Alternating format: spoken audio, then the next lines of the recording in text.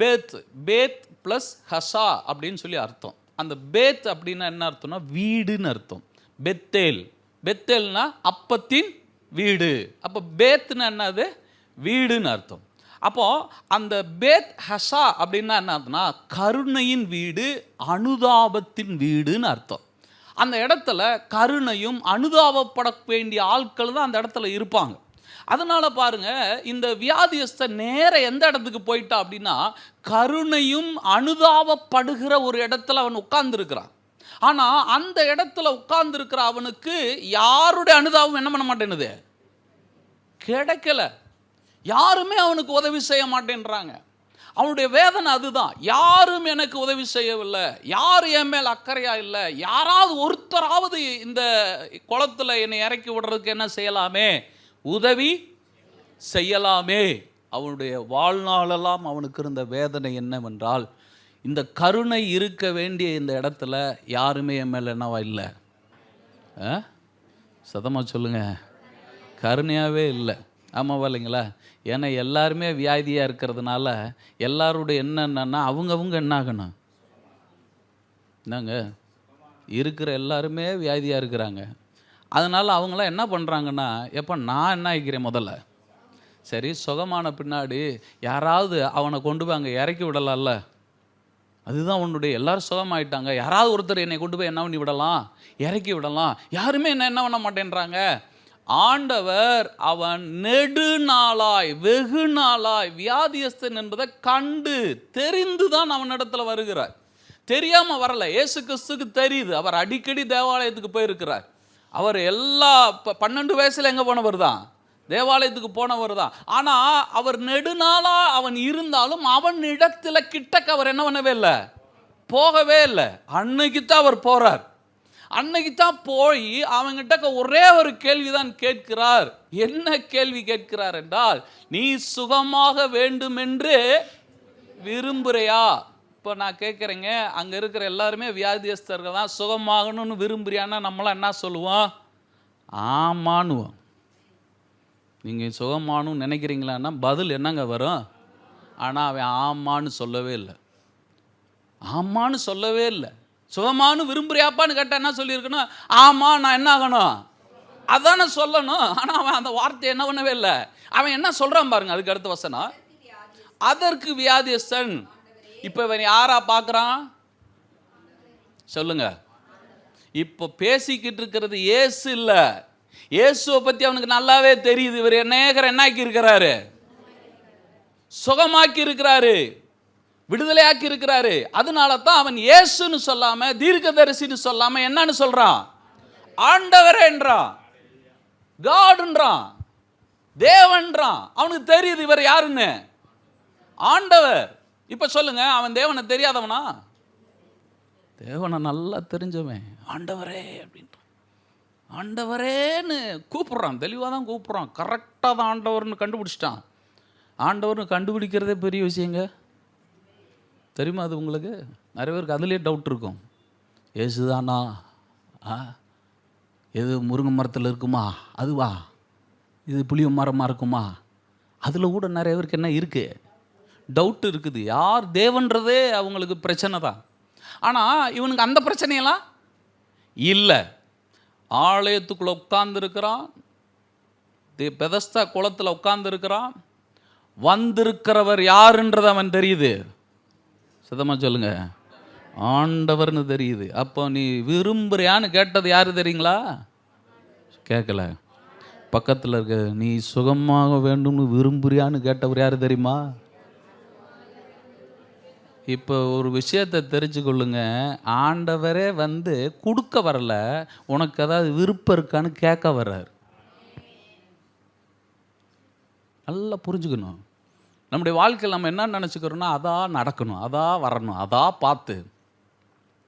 அவன்கிட்ட கேட்ட கேள்விக்கு அவன் பதிலே சொல்லலை. இப்போ என்ன சொல்லியிருக்கணும்? ஆண்டவரே ஆமுன்னு இருக்கணும். அதான் அவன் சொல்லியிருக்கணும். ஆமாவா இல்லைங்களா?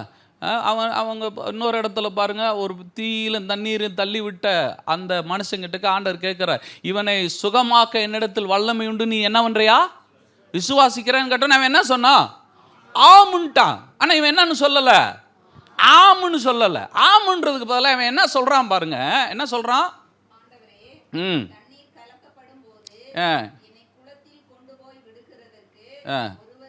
முதல்ல என் பிரச்சனையை நீங்கள் கேளுங்க.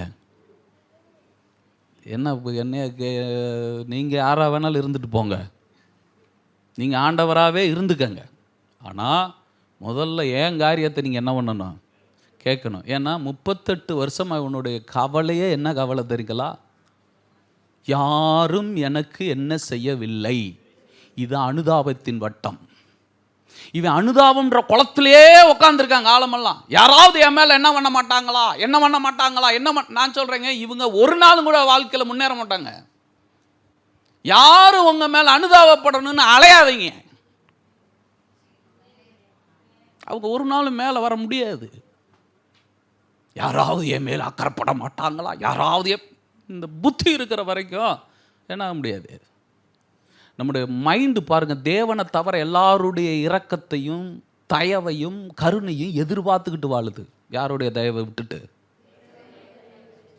ஆமாம் இல்லைங்களா? அதனால தான் 12 வயசுல வந்தவர் அவரை பார்க்காம போயிட்டார். தேவனுடைய ஆலயத்தில் உட்கார்ந்துருக்கிறவர் கண்டுக்கிறாம போகிறாரு.